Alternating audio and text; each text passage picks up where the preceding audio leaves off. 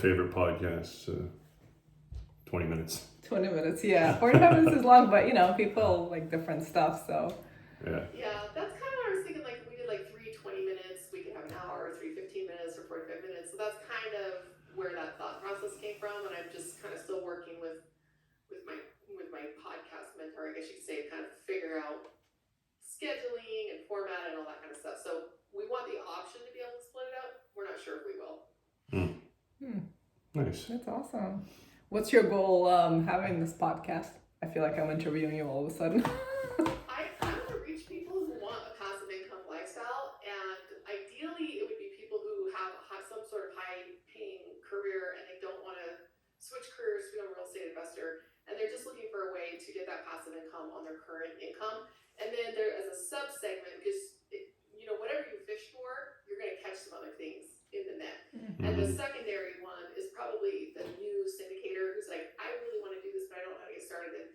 And that group basically would funnel into the club so that they can learn how to get a deal under their belt and participate in some of the deals that the club is doing. So we do have a private equity fund, would love to raise some capital for that fund, and then help people who do want to actually start a new career find some resources that they can go down that road, lower the barrier of entry, either way. Mm-hmm. Cool. When did you start the fund model?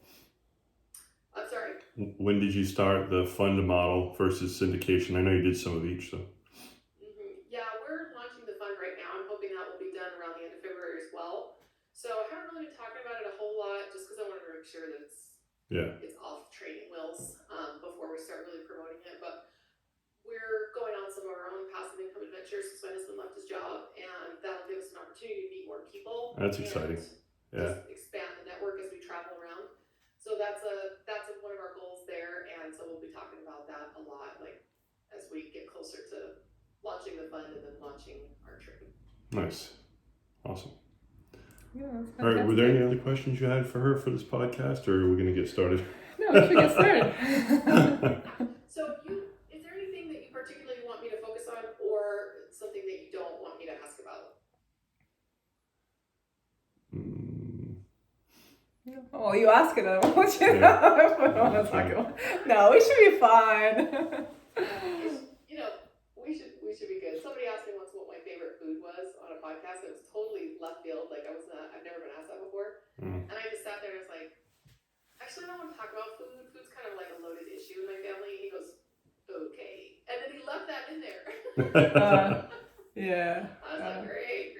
So if there's something that you don't want to talk about, just like I think the only thing I would ask is, by the end of it, we just want to make sure we put, our website out there. And then, like I've heard on a lot of podcasts, for somebody who's brave and wants to take a step, we're even willing to put our phone number out there, but the amount of interaction you get off of these things is pretty low, but we're willing to be available, Yeah, and you can, we'll put it in the show notes, whatever contact information you want in there. Yeah. And feel free, like the guest I had yesterday gave his phone number. It's a business phone, and he's like a mortgage broker. And so he definitely wanted people to call him. So just let people know how you want them to reach out. Website, feel free to spell it out, whatever. And then what you guys sent me for your bio, basically. We'll put all that in the show notes so people can find you. And that's one of the last questions. So I'll ask you, like, how can people get a hold of you? And then when they do that, I'll ask you, okay, like, as a final parting question,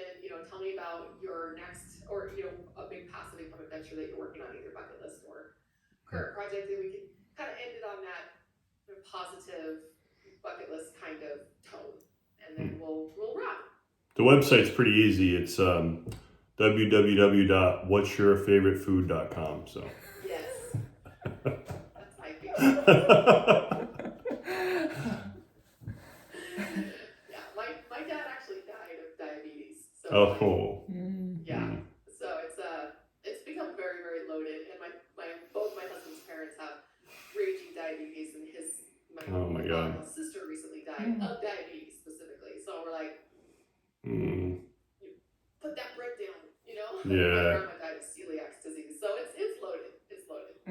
So it's kind of like, what's your favorite food that doesn't make you sick? Yeah, basically, it's like, you want to go down that rabbit hole? I don't think this is that kind of show. Understood. Are we in the wrong show? Yeah. Yeah, I need to relate that to real estate somehow. story, but I don't have it. There's no analogy that I can come up with. So anyway, that's funny. No worries. All right. With that, with us all smiling and laughing, having a good time, let's get to recording. Let's do it. Welcome back for another episode, Passive Investors. We're going on a passive income adventure today with Katrina and Pete Turner. I will let them introduce themselves as always. I am really excited to hear their story because Katrina and I connected, I guess it was a couple of years ago now, as she was just getting started on this journey. So when I reached out to basically see where everybody was on their journey, she had some really great progress to report. So I'm excited to hear her update and hear her tell us all about how they have left the beaten path and they are now firmly on the path of being entrepreneurs and investors. So thank you for coming to the show. Would love to have you take a couple of minutes and introduce yourselves and tell us basically your story of who you are and why you're here. Awesome. Thank you. Thank you so much, Emma. Yes, we did connect maybe 3 years ago. And when I talked to you, your journey in real estate really inspired me. I was still working in corporate office. I couldn't even imagine looking at apartment complexes. We did have a few properties under our belt already. We weren't even married with Peter back then. So a lot of things have changed. And now we are real estate syndicators in a similar field as you are, which is very exciting. And our paths have crossed again. It's awesome. So I love the story where you took action. I talk to a lot of people, and I love talking to people in this business. It's basically my favorite part of what we do is all of the networking and hearing everybody's stories, but I especially love hearing the stories of people who are like, I don't know what to do, and then I hear later, like, we took action. And whether or not it was anything I said, I just love the fact that people get the information in from YouTube and podcasts and conferences and all their RIA meetings, anywhere they can get it, and then they come back and they take that information and actually do something with it. So what do you think sets you apart, and what was it that spurred you to say, like, we're doing this, just rather than learning about it and then never taking action? I'd love to hear that progression. Yeah. So I can take this one on. So maybe I should start with the fact that I'm an immigrant. So I'm originally from Russia, and I came here to pursue American dream. So I always knew that I want to have a better future for myself that I could have back at home. Unfortunately, I had to leave my family behind there, but I have a new family right here. And right over here as well, our dog Bella, warming my lap. So I moved here when I was 18 years old, and I went to college and bought my first condo. I was an investment property in Boston, and I bought it with the mindset that it's going to be an investment property when I was 21 years old. So that was always my dream, to own real estate. I did not know how to grow the portfolio at that point. I just knew that I wanted to start somewhere, and I did, as you said, I did pursue, I did make action, I did take action, and I saved, and I bought the condo. So, which I further, after I rented it out, it was profitable somewhat. It was in Boston, so it was really small, but that's all I could afford at that point. And then I decided to pursue, I was working in corporate at that point, and I wanted to climb the corporate ladder. I thought that that would be a safer path for me, so I finished my bachelor's degree. I got my master's in finance afterwards, and I continued to grow my real estate portfolio as I was working in corporate. And I at some point in my life I realized that it's really hard to do both at the same time. And as much as I wanted to grow the corporate ladder, there was so much politics involved in corporate and so much cutthroat, and it was so hard to get a promotion. So, and I realized it's so much easier to get a promotion in real estate with purchasing another real estate deal, So, that kind of made me realize that, I can do so much more in real estate, but I just didn't see how I can take that next step at that point. And then I've never heard it said like that before. yeah. I mean, I guess I promotion. You just don't get one by expanding your business, taking on more responsibilities, expanding your product line, or buying another property, because each property is like its own little business. I love that. It's very different than where we were coming from. My husband was like, I don't want a promotion. I just want to keep, do this. But I love that terminology and how you basically just gave yourself your own A raise. promotion and Yes. as you want. I would, Emma, I'd like to take this opportunity to kind of catch up on my own story during this time we hadn't yet met. And we'll tell you a little bit about that after. But hi, I'm Pete Turner. I was a career military officer. I served, I'm not a quitter. I served over 20 years. I served 30 years in the Army, both in the reserves and some active duty. And I always had a passion for real estate. And many, many years ago when I was 20 something, I really was looking for our first home in my first marriage. And I wanted a duplex, and it was back in the late 80s, early 90s. And to find anything out about landlord-tenant, you had to get a book. So my wife at the time and I got the book, landlord-tenant handbook. When I looked at it, I saw opportunity. When she looked at it, she saw negativity. Like, we're going to lose, we have to pay. So I never made it way back then. Never bought that duplex, bought a single family. Many, many years later, and you can't really pick what day your closing is or exactly what day you're going to retire from the military. But it ended up coming together. I had a very contentious deal. My first multifamily property. There's 4 townhouses in Rhode Island. And the buyer, I never met them. They stepped away from the deal. They came back to the deal. They put in bad tenants. There was all kinds of interesting tenants there, let's just say. And the closing ended up coming together. It was on the same day I retired from the military. And I'll tell you, at that time, I was part-time in the military. And this one deal, even though it wasn't a perfect deal, this one deal replaced my National Guard income. And I was hooked. I was hooked on real estate. And I started buying some more. And I wanted to improve. And I joined a local RIA group. And that's where the next part of the story comes in. I have found that not all RIA groups around the country are very good, because I didn't realize at the time when we first moved to Salt Lake City that the RIAs here are outstanding. And so I was like, everybody should join a RIA. Learn so much, a great networking, so many people doing what you want to be doing. And I recommended people say, we joined our RIA. It was terrible. So depending on what part of the country you're on, the quality definitely varies. But I do hear that the Boston RIA is actually pretty good. And one of my partners runs the RIA for the Providence, not far from you, and so that one's definitely very good. I will plug that one. And he's absolutely right there near you. So you found that your RIA was actually pretty beneficial to you, which I definitely found. And I'm not sure how much of that built into your success, and if it hadn't been any good, do you feel like that would have impacted your progress? Yeah, we actually found the best deal in real estate at that group. Best deal ever? Okay. We're following each other.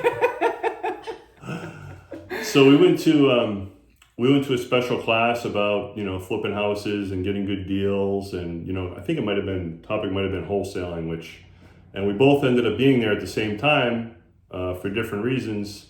And at the end of the event, we actually met and connected, and it took a while, but that's where we met. And that was at the Rhode Island Real Estate Group. So right now, your partner Frank actually leads that. We know Frank well, and we really enjoy that group. We've been to the Boston one. I've been to Newton a couple times.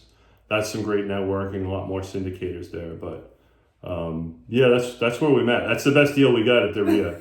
I mean, yeah. That is awesome.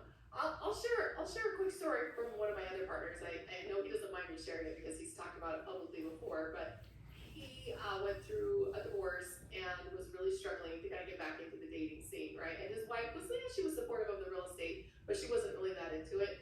And it wasn't a factor in the divorce, but afterwards she was like, I don't want to do this anymore. I want to sell my rental properties, buy my interest. She's like, I just don't want to do this anymore. And so he was really struggling because everybody that he met didn't really understand the lifestyle. And when you have taken an alternative path, it's definitely more difficult for you to find somebody who's like-minded. And so I love that you met at this event, because that's exactly what he did when he was working with his coach. He was like, I'm struggling to find somebody who really connects with. And he said, well, just go start what you want. Go start your own group. And so it was a specific, very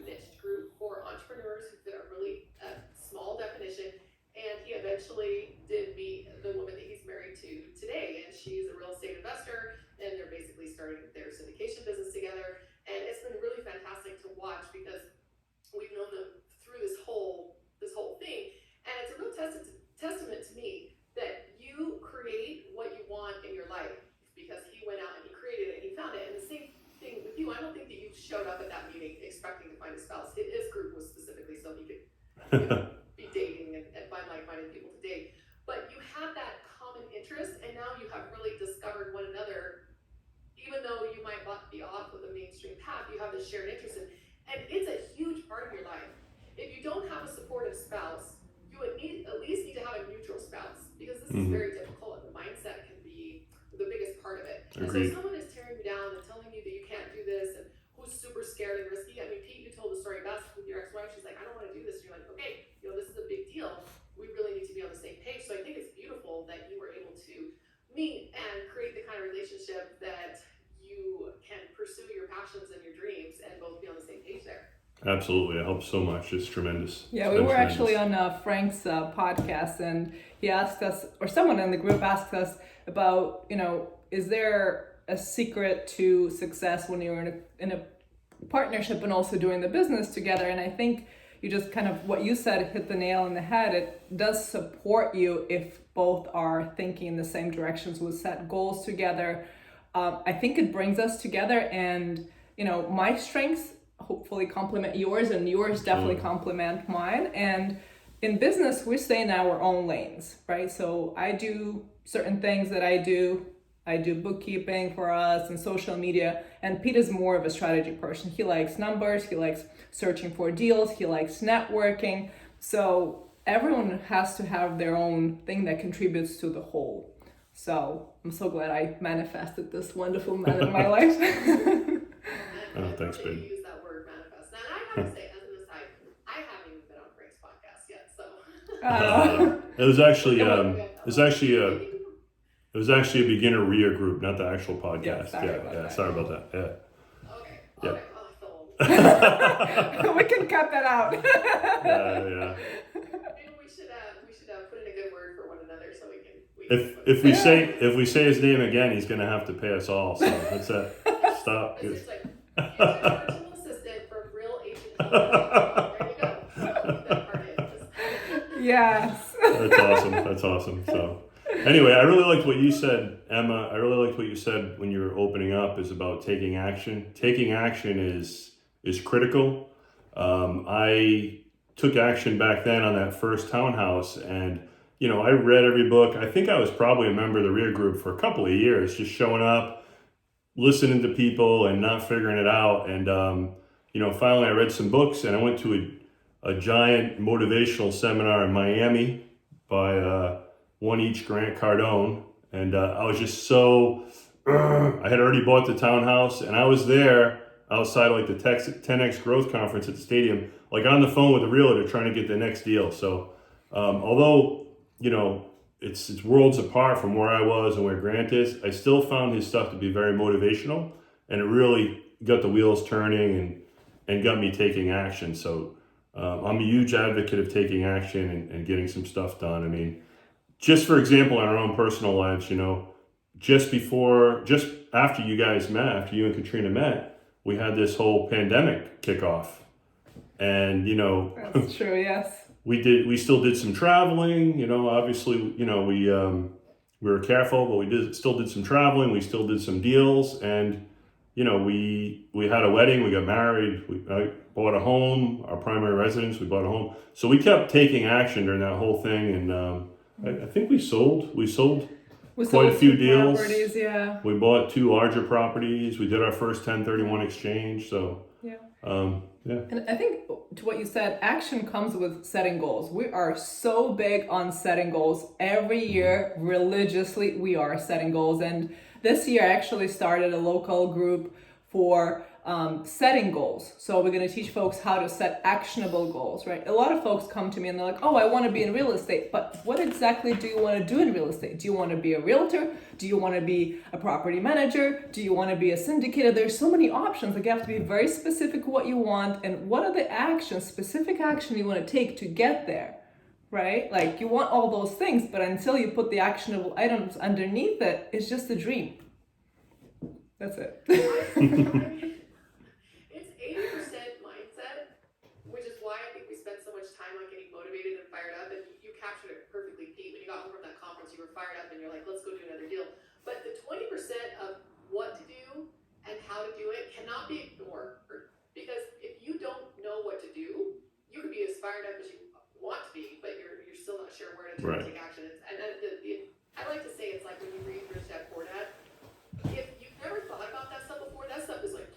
Yeah. mind blowing for you. For me, I was exposed to that concept a little bit earlier, so by the time I had read the book, I was like, Yeah. yay, this is great, passive income, real estate, I love it, right? Now what? And so I was very frustrated with the now what part of that book, and then I hear everybody talking about how great it was, Mm. oh, it really changed my life. I'm like, how did it change your life? I said, well, I never thought about things like this before. I'm like, and then what? And then what did you do? And Mm-hmm. so the 20% of how to do it, I think is really, really vital, because if you feel like you know what to do, you feel like you know how to do it, you feel like you know who to go to, then the confidence and the mindset actually increases, so they feed into one another. And so that first step of taking action with the condo, the townhouses, you talk about how they're small deals, but at the same time, you learn the pattern. Have a goal, learn about it, and then at a certain point, you just have to take the leap. You can't just keep learning about it. So I'd love to hear about the transition that you made from those first deals over to where you are currently, because it was another huge leap of faith to go from your first couple of small residential deals, not sure how to scale this, over into what you're doing now. So I'd love to kind of have you take us on that journey, how you transitioned into this basically anti 9-to-5 entrepreneur investor business that you have running. You want to go first? No, you go. You go? All right. So full disclosure, Katrina has stepped away from corporate about 1.5 years now. I'm still working on it. I'm still trying to be a good quitter. I had retired from the military and I got a great job in corporate and been holding down that, but it's on the list of goals this year. So I'm glad you spoke about goals. We used together this year a great book that I'll put out there. It's the long gone mentor of Tony Robbins, actually. So everybody heard about Tony Robbins. Not everybody heard about Jim Rohn, but a lot of people have. And we have Jim Rohn's book. You have to buy it used. They're not publishing it anymore, but I usually have it with arm's reach. But it's 7 Steps to Wealth and Happiness, and it guides you through the goal-making process. I have been using it for 3 years now, and this is the first year we joined together and used it, and it's really awesome. So some of our goals for this year, as we move from small multifamily, where own and manage just under 50 units in Rhode Island and Massachusetts. We're on syndications as an LP partner in just over 1,000 units, mostly in Dallas, Fort Worth, and Albuquerque. And we've been growing that part of it. And that's where our interest for syndication and realizing this is possible for us, that we can help other investors. And Katrina's done a great job putting some content together that we'll talk about after. But we're really passionate about helping other people, helping people become a passive investor, and looking for that 200 assets under management this year is a big goal of ours, somewhere in the Southeast. I will actually be traveling to Kentucky next week, where I have some contacts. I'll be meeting some in person for the first time and visiting at least 2 to 3 deals that could be a possibility. So what specific goals did you set? Maybe last year, a couple of years ago, that you were like, we're gonna make this transition. Is it because of who you were hanging around with and you saw what they were doing and you said, I want to do what they're doing? Or walk me through that process of what you saw that made you think, I want to do this, and then how were you able to turn that dream and that goal into reality of buying, commercial properties? Absolutely, and I'm going to turn this over to Katrina in a second. Let me just set this up. So absolutely, it's about those 5 people that you surround yourself with, okay? And Katrina can talk about an exercise we did, I think it was almost 2 years ago, where we're on the beach on vacation, and we went through this wheel exercise. You want to talk about that? Yeah, so we basically identified folks that are supporting our journey and folks that we no longer feel like are supporting our journey. Pretty simple. And we decided that we want to spend our time consciously with folks that are fulfilling our life, that are happy for us, happy for our journey. And we realized that a lot of folks that are in our lives are our best friends, but not a lot of them, unfortunately, are into real estate, which we set a goal for 2 years prior that we want to enhance our life with more networking and folks that are in real estate, because that's the area that we want to expand in. That's Absolutely. what you meant, right? That's what I meant, yeah. Yeah. So it definitely helped to, as you said, everyone you meet on this journey, they expand your mindset. And I think naturally we just grew into realizing that we can do more with our money, and we can free ourselves up from doing a lot of property management ourselves, because those calls in the middle of the night do come sometimes. No matter how much you train your tenants, pipes burst, Stuff happens. So syndication, investing in real estate through syndication is a little different from what I thought real estate investing is. Like, I always thought that you buy a house, you renovate it, you rent it, but real estate syndication allows you more freedom. Absolutely. So, and then leaving corporate a year and a half ago allowed me to go back to Russia for 1 month and a half, which prior to, I could only go for 2 weeks. That's all I had as a corporate employee. And I was suffering internally because it's about 10-hour trip each way. And 2 weeks is really not enough, with the time change and how much I miss most of my family is there. So 2 weeks is really nothing. So being there for a month and a half with my family during holidays last year, it was amazing. And, with everything going on there right now, I'm so glad we went. And I was able to actually take my husband there last year, which he really enjoyed. Yeah, I was able to escape for 3 weeks, which is pretty good. And it was just so great. I mean, it's such a blessing to be able to be there and meet family. I mean, it's so awful what's happening over there right now. But, to think that I may not have an opportunity to meet her grandfather again. I mean, he's in his 80s. So it's sad to think about. But there's suffering on both sides there. But we're just so grateful that we were able to at least visit. I was able to visit for my first time. And we wouldn't have been able to do it without the freedom and the passive income. I mean, she was there for 6 weeks. Who does that? Yeah, but I think to answer your question, the bottom line, what really made us turn around and realize that we can do differently in real estate is the freedom of time, right? The passive income that we can generate, where we're talking to you right now and the money is being generated, right? And I heard someone's interview and he said, what's your hourly rate? And your hourly rate is calculated by 24/7, right? How much money are you making 24/7? So we're really interested in growing this number, as we have been growing every year. But it's think about that. How much money are you making 24/7? So what is that number? Now I'm interested in the dynamic that you have between the two, because I always say that income needs to be split up into two buckets. The passive income bucket, which is more on the investing side of things, it's more on finding great teams and partnerships and investing with products, properties, and people that you believe in. And the other side is how to keep the lights on. You have to have some sort of active source of income, because you got to buy food and you got to buy gas. And so for us, for many years, what worked well was for me to be a full-time investor, basically give up my entrepreneurial, like my photography business and those, and really focus full-time on real estate. And we never pulled any money out of the business. We never withdrew anything. It was all 100% was either expenses or reinvested back into the business. And so I didn't have to live off of what I was bringing in at all. I used to work so my kids could take piano lessons and we could go on a vacation. But my husband got to the point, he's like, I will cover all of that. I will cover the vacations, all that. I just reinvest 100% into your business.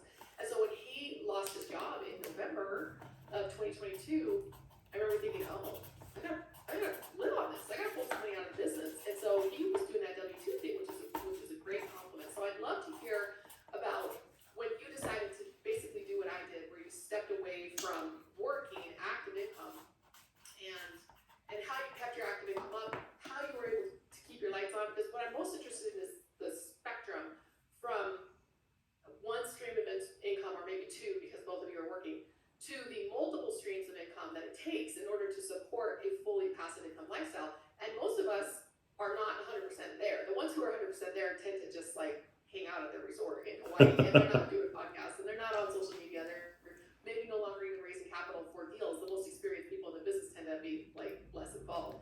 And so I'd love to hear where you are on that spectrum and how you balance the passive income dreams and goals with the need to have active income to keep the lights on. Good question. You want to go on that one? So me leaving corporate was a really tough decision because, as I mentioned, I always climbed the corporate ladder. I'm so used to 9 to 5. I got my master's degree to kind of be in the corporate, right? So why did I do all this work to leave it for nothing? But to me, it was all about the skills that I've acquired throughout my journey in corporate helped me to actually make that step. And now, being in real estate, being full-time in real estate, I use my finance degree. I use my bachelor's degree in business administration. I use my every skill I've acquired through my lifetime, I'm actually applying right now. So this was my journey to where we are now. And yeah, I just wanted to add, so Katrina also had, obviously my support, but a giant push, because as everybody that's listening can relate to, during COVID, we're working from home and we're in home offices, and I have a very passive type of job where I'm kind of like the Maytag repairman. If there's a problem and I get a call, the company is losing money that I work for. I work in risk management. So Katrina would come out in the morning and be like, "Hey, you working today?" I'm like, "Yeah, I'm working. Leave me alone." I got the news channel on. The next day she'd come by, I'd have a different color laptop. She wouldn't notice. "Hey, are you working today?" I'm like, "No, I'm not working. Leave me alone." So that's my job. In the meantime, she's over here in the office and I can hear her pouring her heart and soul out to try to bring, 12 computer IT guys together on a project, developing an app, day after day, just pouring her soul out and really not getting the appreciation that she deserved. And, we had the conversation a few times, but I was like, "Babe, why don't you just take even a quarter of that energy and pour it into our business?" We already had some property management going on, some real estate holdings. I said, take a quarter of that energy, put it in business for us, and leave that behind. And I think that message sunk in. So yeah, without his support, I would not I would not be able to do that. I definitely 100% sure about that. But regarding the income, so as you said, he does have a corporate job, so income is coming from there. So we were okay with that. And then what happened is that because I was unemployed, well, not unemployed, I was self-employed rather. It's a different category. Although it did feel like I was unemployed for a little while. It was very uncomfortable at first. I ended up putting all my energy into growing our portfolio. So over that last year, we pretty much doubled what we own and operate, because I was able to dedicate my full time to it. So I was doing showings, I was doing screenings of the candidates, repairs. We actually secured an awesome handyman that's our go-to for everything that's happened on the property. So we've established great network for support of our current portfolio that we manage ourselves. So it's been a tremendous growing personally, financially. So, and I think with everyone who is looking to leave their full-time job, a corporate job, I would suggest, if you do have your bases covered financially, whether it's coming from real estate or whatever it is, just do it, because you will find a way to bridge that gap financially, because you'll be more motivated, and that will be your push to make more money, because you need to make, and you'll find a way. If you're creative, if you're out of the box thinker, you'll find a way. Absolutely. I for one definitely appreciate that piece of advice, because I need to hear it myself. It's like we're taking the slow motion leap right now from the W-2 life. Yeah. We're into the passive income life. And it's like when you're playing a video game and Mario is jumping over the chasm and you're not quite sure if he can make it, and sometimes he doesn't. And I'm kind of at the end, like, imagining hanging on with my fingertips. I think that lowering your expenses is a huge part of preparing and being able to do that leap. So, for example, when you gave up your income, it wasn't immediately replaced. You had to survive on what one spouse was making, and nobody wants to hear that part of it. They want to hear how we're saving up for our private jet and we spent 6 weeks in Russia. And sometimes it's about the sacrifices, and that gives a scarcity mindset, and there's almost like a fear of a scarcity mindset in this industry. but I don't look at it as scarcity. I look at it as an investment. I've cut down my expenses so that I can get more time to invest in my business. So I would love to hear about making that transition and what your portfolio looks like now, however much you feel comfortable sharing, but just kind of saying like, what is it that we are doing right now? What's your portfolio look like right now? And how were you able to kind of span that gap? And you have another gap when you both leave the W-2. What are your plans and goals in order to get to that point where you're both left, and what does your portfolio look like now and then in that future? I'd just like to mention that I have a secret weapon. You already heard that she has an MBA in finance, right? And you also heard that she's Russian. So she's a great cook. She's exceptionally frugal, and that's awesome. Save this. Yeah. If you're watching the video podcast, the stereotype definitely holds true. It's helpful. It's helpful for sure. But I don't know. I wish we had like a super struggle story with it. You know, I think we're much more of the abundance mindset, and I believe, and correct me if I'm wrong, but I believe my original goal is we both had our own portfolios, but when I started to build mine, my goal was to be able to step away from corporate and be able to do that in a few years. That had been one of my goals. I had no idea I was going to meet Katrina. So I already had that established. I was just not stepping away from corporate because I enjoy what I do. And that enabled us for her to be able to step away from corporate. So she was a step away, but it was something that I had started years before. So I would just recommend to people that want to do it, try to build, if you're going to build small multifamily, try to build it on the side around your 9 to 5, and it builds up quick.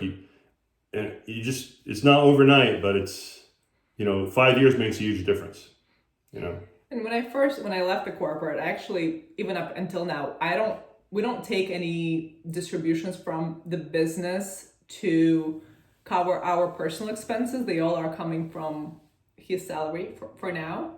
All the money that our business generated, we're putting into either new business, syndication, whatever it is. So all the money are going into growth right now because we're still in that state of growth. That's where we started doing a lot of the LP stuff and putting it's not so great here in the Northeast. It's really tough to find a good deal. So investing as an LP has been awesome. So, but it's nice to have real estate generating money. So money generating money, right? It's not us doing the extra work. We're not taking the time away from each other or whatever we're doing. It's money generating money, and we're not investing our time into making more money. That's what I like. We're not trading. Not too much time. How do you say it? Trading time for money? Yes. Yeah. Trading time for money. Every time we start something new, he's like, well, are you trading time for money? I'm like, well, yes, but this is my passion, so I'm okay with that. If I'm volunteering, I'm trading time for money, but it's a conscious decision versus having to do something. So we definitely became more conscious about how we spend our precious seconds of our lives, because life is precious and you don't know when it's gonna end. So don't want to regret, everything I'm doing today. If today's my last day. Yeah, and sometimes we get so caught up in working for a goal that we forget that the time right now working for the goal is actually fun. Like, this is the journey. Yes. As soon as you reach the goal, like I said, my husband left his job, or he was kindly asked to leave his job. It's like, he's like, something my boss said really just motivated me to go out and start my own business. I'm like, what did your boss say? He said, you're fired. Oh. So he was laid off, and the decision was made for us. A couple of, our dirty little secret is he was planning on quitting at the end of January anyway, and so they just kind of moved the timeline up on us. But that readiness to say like, hey, we're ready to make this leap, and we're ready to go down this path. And like what you said, you will figure it out. You are a resourceful, creative person. You will figure it out. Absolutely. And sometimes the solution doesn't look like how the dream or the goal planned, but just keep plugging away the knowledge that you've gained, that you've learned on how to do this, and the network that you have on who can help you do it. That is vital, and it doesn't matter what happens to your finances. It absolutely will help you to rebuild if anything goes wrong. It helps you to scale, and it helps you to get your time back, because now you have a group of people share the load with. So Absolutely. before you kind of moving on from that, as you're delegating responsibilities in your portfolio, so what are you working on right now? What are you building right now, and kind of where are you heading into the future here?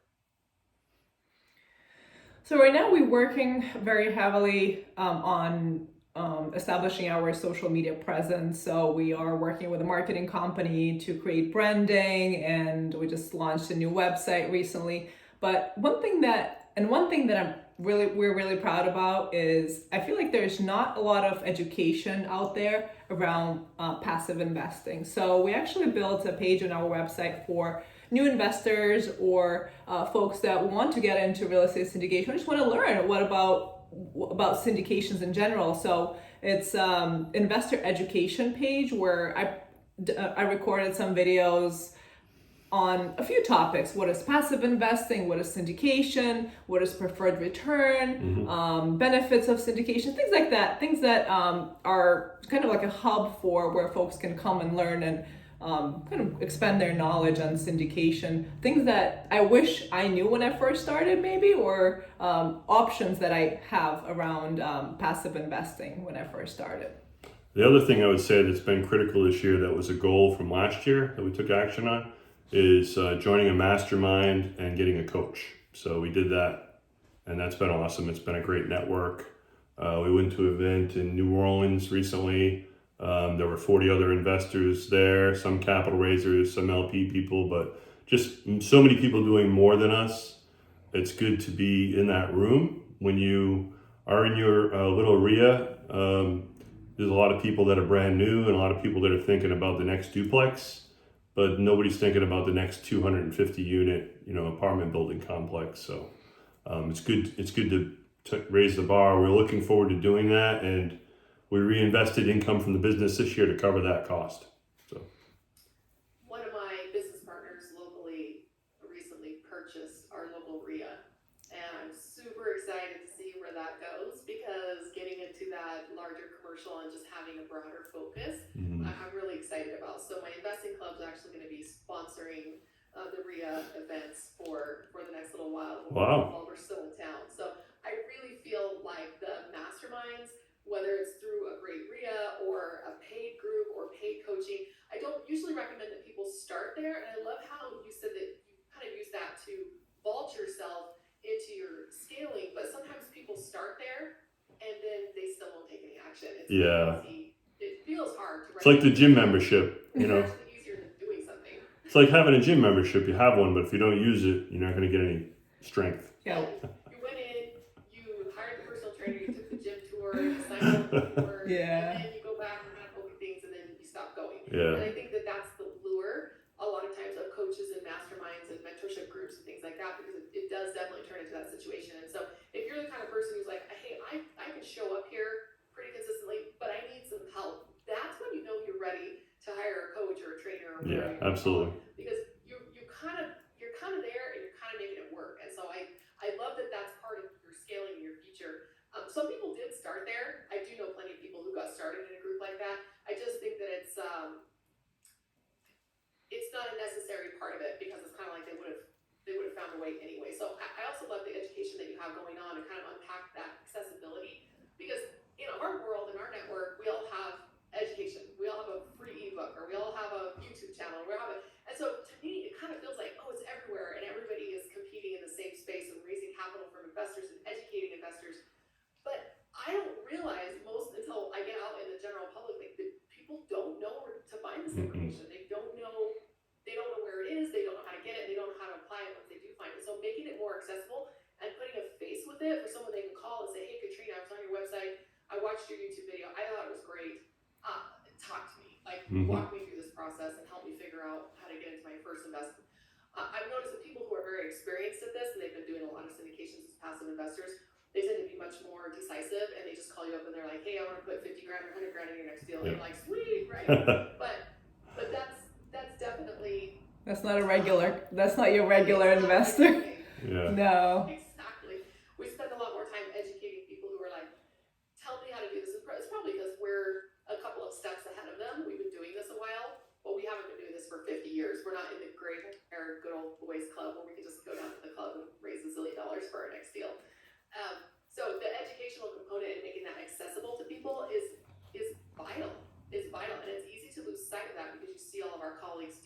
Mm-hmm. But you need to do it. Your investors need you to do it because you're the one that they have connected with and that they want information from. Yeah, that's a great point. And I think for us, it's, so I had my former boss reach out to me the other day and he's like, Katrina, I saw you in real estate, da da da. And he thought that, you know, the only part that he saw from my videos and content that I was a realtor. But I am a realtor, but I'm more of a syndicator and property manager, what you call it, not so much. I mean, I am a realtor as well, but he needed a realtor. He took that part and then he wanted to, you know, he was looking for a property, but he's also, I talked to him about real estate syndication part of it. And he's like, oh, I didn't know about this. I don't understand. So I had to explain it to him. And, you know, I feel like no matter how much content you put out there still will be folks that don't understand it. So as much as you can put the content out there, put it. I think there's never, you know, enough content about the message that you're trying to get across. People will always wonder. So the more educational content, the better. And I also wanted to touch upon the coaching aspect that you mentioned earlier. So I think part of my success has always been working with someone that can keep me accountable for things that I say I'm going to do. So we've been a lot more driven since we joined the mastermind, because we are working with a coach who is very energetically charged, and he pushes us to our limits. He said, you know, you guys have to have a website, you have to have your brand name, you have to have a whole list of things that we need to do, and he gave us a deadline, right? So that makes, and then he would check on us. He would be like, where are you guys with that stuff? So that, for the accountability, it's worth the money. Mm. But even in that group, right? So there's some people that bought the gym membership and they didn't take that action, right? We still did it, you know. So, yeah. It's a personality. That's what it boils down to. Nobody can lift the bar for you. Nobody can swing the bat for you. Great coaching can make you a great player, but you've got to put in the work. A recent interview I had where he was a college football athlete, and he was talking about how people aren't seeing the behind the scenes where you're running stadium stairs at 5 o'clock in the morning and throwing up. And he had a coach out there, and he's like, but you know, at the end of it, some of the guys quit because the dream of being, you know, on this championship team was not enough to carry them through the hard parts. And you know, there are things that I quit because I'm like, I'm like not actually cut out for this. I don't like it. It's making me unhappy. And so finding your niche within the world, like having that passive income dream and having that lifestyle design that you are very committed to, you got to find a way. Sometimes the first couple of paths aren't really working, and you gotta switch gears a little bit. But quitting for me is where there's no option, especially not now that my husband's left his job. It's like, all right, like you said, Gotta do it. Yeah. You don't always have to know 80%. Then leave, because the last could only learn.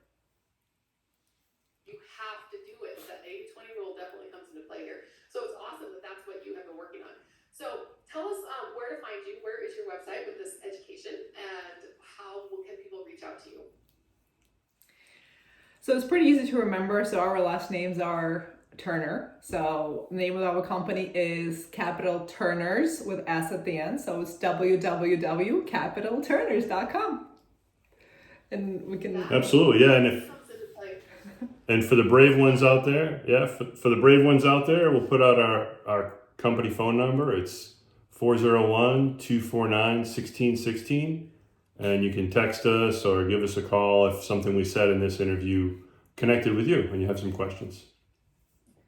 And we definitely want you to reach out after the show. We do the show for education, for entertainment, but at the bottom of the reason why we put this content out is because we want to connect with you. We want to be in your network, and we want you to be in our network. So please don't be shy or hesitate about reaching out after the show is over. So the last question that I ask every guest is, tell me about a passive income adventure that really inspires you right now, whether it's a trip or a business, something you're working on right now, or a future bucket list item. What is something that you are excited about that you could not do without the passive income lifestyle? What are you thinking? We're using the business, we're using the passive income that we're receiving to build on the business. And part of that is searching for deals. We need to get some assets under management. It's on our goal list to get at least 200, 250 assets under management this year. And as I alluded to earlier, I'll be taking a trip next week to Lexington, Kentucky, meeting up with a broker and some property managers. I'm seeing at least 3 properties while I'm there. I've already started to underwrite them here, but the way the market is right now, you can go see these properties before you submit your LOI. There's not a lot of people knocking down the door. So I'm doing that, and that's part of the passive income is supporting that. So, but we also are So we also are planning a trip to Italy. So the fun stuff. Yes, the fun stuff. So we're really excited about that, and we really hope that we find a way to set up our system so we can be there without any disruption. So that's our goal for that. So no property management calls or anything else. So if we can do that, I think we'll be successful. And I love that you are already limited partners in several deals, because that does provide some distributions, and really it's after you invest, after you push wire, it's pretty much zero work. You want to look at the reports and stay up to date on what's going on, but there's really no management at all. And so you're able to enjoy both ends of that spectrum, where you have your active income through your W-2, you have your active income through your entrepreneurial activities, you have your passive income through your limited partnerships, and you're just going to keep continuing to build that. So the progress that you have shared with us has been amazing, and it's really been in a fairly short period of time. Like you said, 5 years makes all the difference when you're really concerted effort. When you're putting a concerted effort onto investing your money from whatever source you get it from, whether it's a syndication business or because you have a job or you're a high-paid professional, just invest the money. Just live on less than you make. Invest as much as you can, and 3 to 5 years will change your life. It did for us. Absolutely. It's doing that for you right now, and it can definitely do it for the listeners out there. So Absolutely. thanks for joining us today. Oh, thanks so much for having us, Emma. Thank you. What a great questions. Great job. Again, thank you so much for sharing your updates. It's really inspiring, and I encourage people to reach out. You have some great resources with your coaches, with your groups, with your investment opportunities, and we would love to hear from you after the show. So I appreciate you coming with us along for the ride, passive income investors, and we wish you great luck on your next adventure, and we'll see you all next time. Bye. Okay, awesome. Thank you. Now we can talk. I didn't want to. What questions you have? I didn't want to rewind the clock, but one of the best things with her stepping away, I didn't mention it, is the tax advantages. To be right. Huge. It's been huge. Do you want to record that? And then... I think we're going to have our first. No, we don't want the IRS to track us down. I think it's going to be our first zero year this year, with the passive losses on the LP stuff plus our own stuff, and her being full-time real estate professional. It's going to be our first year. Even taken away from my W-2 stuff. Like, it's and incredible. You guys can do the same too, because your husband stepped away now. I should have asked about that, because a couple, especially, because most people are interviewing as singles. Do you want to record it again? I mean, we can just. Let me put it in. Let me give an intro so it doesn't feel like it's an afterthought. We'll stick it in the middle somewhere, but just be like, Pete, you could just start out to say, one of the benefits of having her or whatever, and because I'm a real estate professional, when my husband was W-2, we had years where we were getting like 0 years, but negative years. They were giving us money, and we was doing down payments on projects and stuff. I would love to talk about that while I have a couple right in front of me, because I don't know how many couples come. Let me start. I'd be happy to come. Just start talking. All right. We'll just weave it right in with and just give it a little bit of a pause so I have some freedom to cut it together. Okay.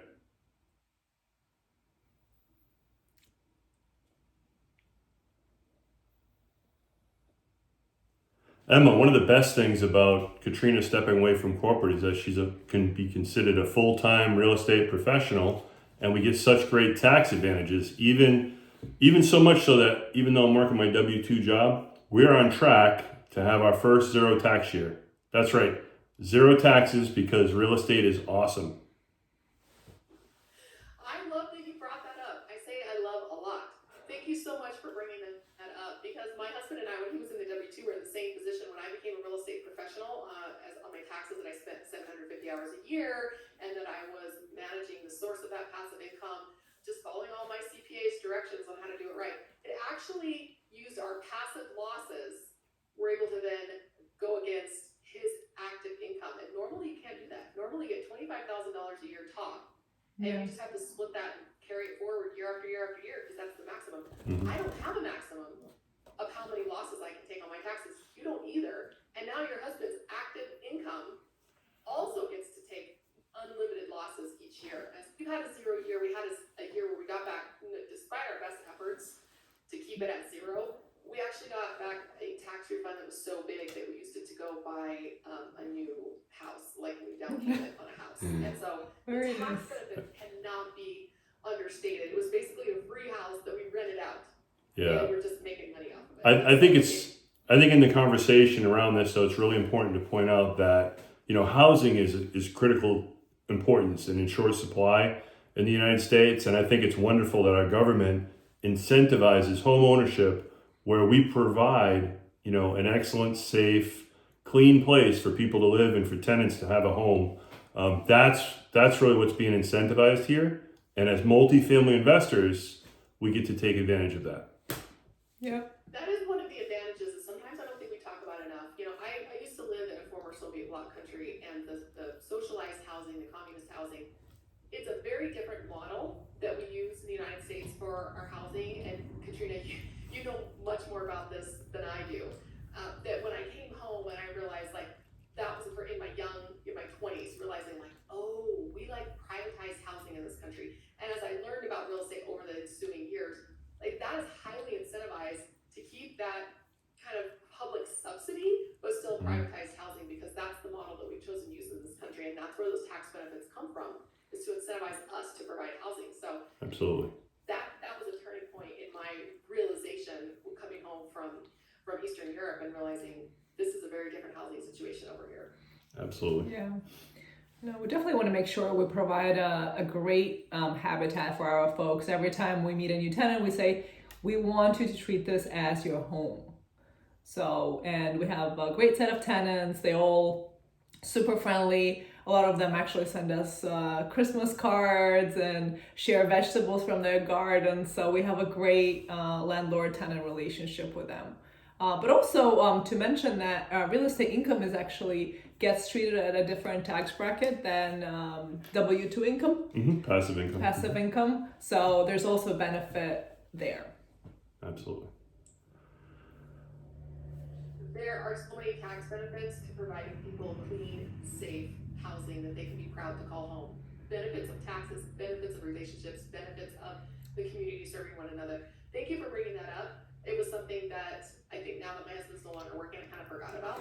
But if you are a real estate professional and you are married to a W-2 employee, look into those tax benefits, because that is as important as the income, the cash flow that flows off the property. So thank you for bringing that to our attention. Definitely worth more research if you're in that situation. All right. Okay, awesome. Thank you for bringing that up.